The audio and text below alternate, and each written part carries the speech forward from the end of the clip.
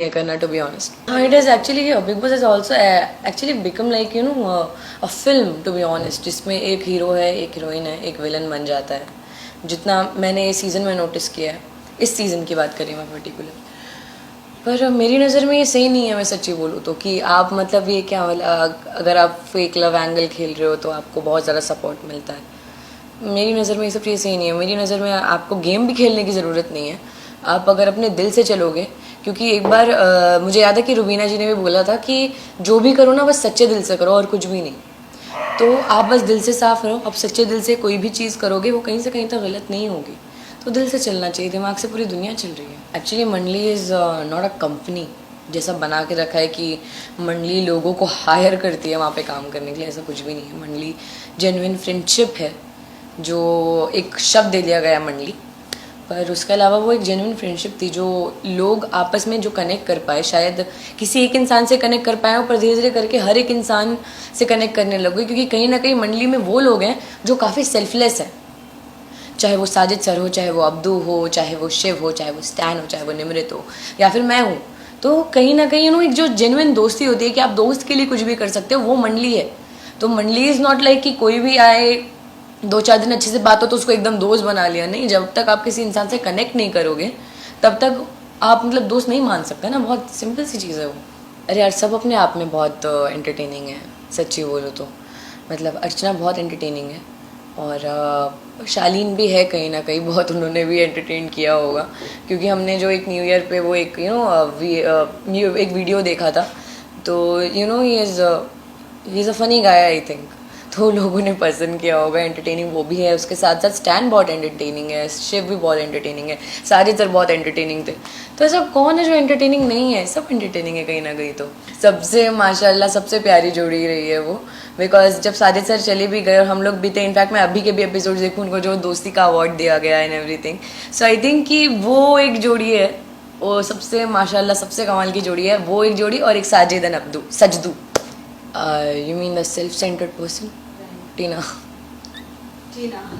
Why do you think so like that? Because I think she is very self-centered. She wants कि हर एक चीज़ उनके इर्द गिर्द हो, जिसके लिए उनको एक बड़ी ही रानी के सिंहासन पे बैठाया गया था. विच इज़ एक्चुअली राइट कि उनके थोड़े रानियों वाले एकदम नखरे मुझे लगते हैं. इट्स नॉट दैट कि मुझे कुछ पर्सनल प्रॉब्लम है उनसे, नहीं, because for me show is ended. पर अभी जो आपने मुझे कारण दिया उसके हिसाब से और कोई है नहीं घर के अंदर. मैं ये उन पर इल्ज़ाम नहीं लगाऊंगी कि वो दोस्ती तोड़ती हैं बनाने से ज़्यादा, पर कहीं ना कहीं वो सेल्फ सेंटर्ड मुझे बहुत लगी. आई थिंक वो टास्क मैंने बिना किए भी किया था. लोगों ने वो देखा होगा कि मैं कितना ज़्यादा इन्वॉल्व थी उस टास्क में. पर उसके साथ साथ जब मैंने अपने दोस्तों के चेहरे देखे टास्क के बाद, तब मुझे लगा कि अच्छा हो मैंने नहीं किया.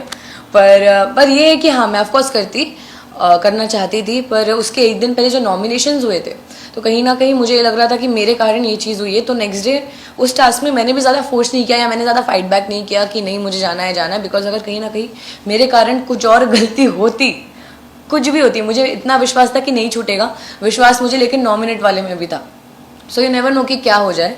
तो वो चीज़ मुझे थोड़ा डर लग रहा था कि नहीं यार, एक चीज़ मैं ऑलरेडी कर चुकी हूँ तो यहाँ पे मैं रिस्क नहीं लेती. तो मैं खुद अपनी मर्जी से ही नहीं गई थी.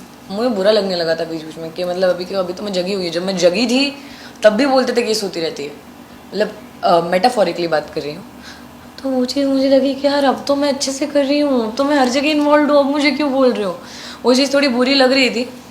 और फिर क्या होता है ना कि आपको कोई भी, चाहे वो शेखर सर हो, चाहे सलमान सर हो, कुछ भी आके बोले, वो एक अलग चीज़ हो जाती है. पर वही चीज़ जब कंटेस्टेंट्स आपके सामने रिपीट करते हैं, आपको नीचा दिखाते हैं वो बोल बोल के, तब ज़्यादा बुरा लगता है. Because you can not say anything, just that कि आपको खुद को पता है कि आप कितने इन्वॉल्व रहे हो. तो बुरा लगता था. But after a point I just एक हो गया था कि अभी छोड़ो, मेरे को अभी इतना कर लिया फिर भी कुछ नहीं हो रहा है, तो मेरे को इन्वॉल्वमेंट चाहिए ही नहीं, मेरे को होना ही नहीं है. पर फिर आया टॉर्चर टास्क, जिसमें मैं कुछ भी मतलब I couldn't control my self, because वो लोग बहुत गलत कर रहे थे. साजिद सर. क्यों? रीजन? बिकॉज वो मतलब एकदम फादर फिगर हो गए थे मेरे लिए घर के अंदर. मेरे को उनसे डांट खाने में डर भी लगता था, और उनके लिए खाना बनाने में खुशी भी मिलती थी, उनके साथ मस्ती करने में मज़ा आता था.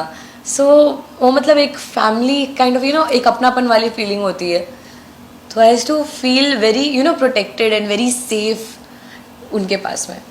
वो क्या होता है ना, मेरी नज़र में जो चीज़ है कि एक दोस्ती में आपके दोस्त में ज़रूरी नहीं है कि आपका दोस्त एकदम परफेक्ट हो, उसमें कोई फ्लॉ ही ना हो.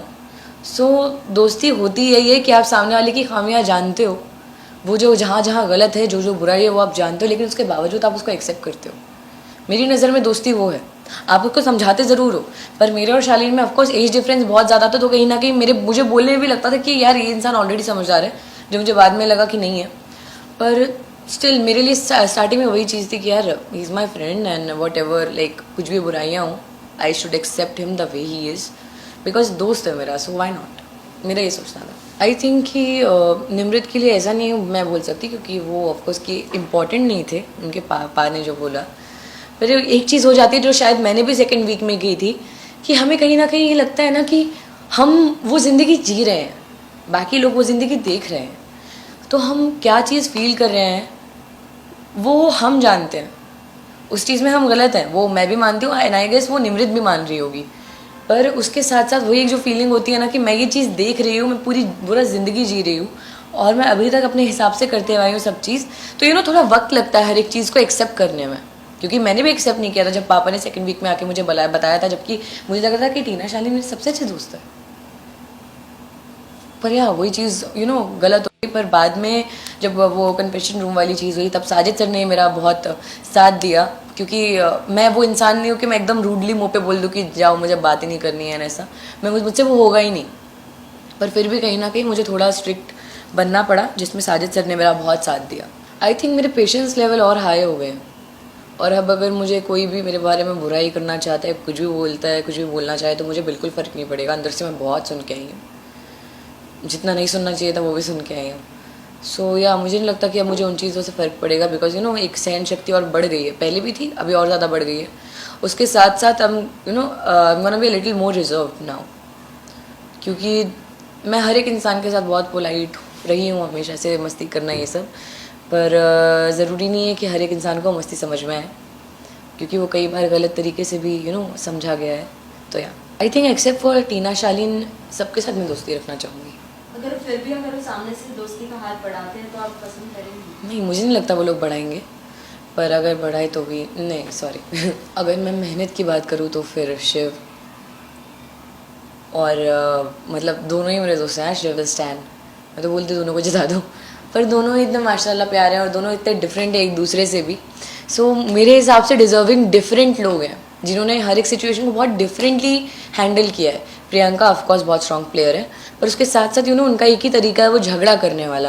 पर शिव का वो तरीका नहीं है, ना ही वो स्टैन का तरीका है. स्टैन अपनी बात बोल के निकल जाता है, उसको नहीं फर्क पड़ता सामने वाला क्या सोच रहा है. सो आई थिंक स्टैन और शिव बहुत डिफरेंट है. तो मेरी नज़र में तो शिव या स्टैन को ही होना चाहिए.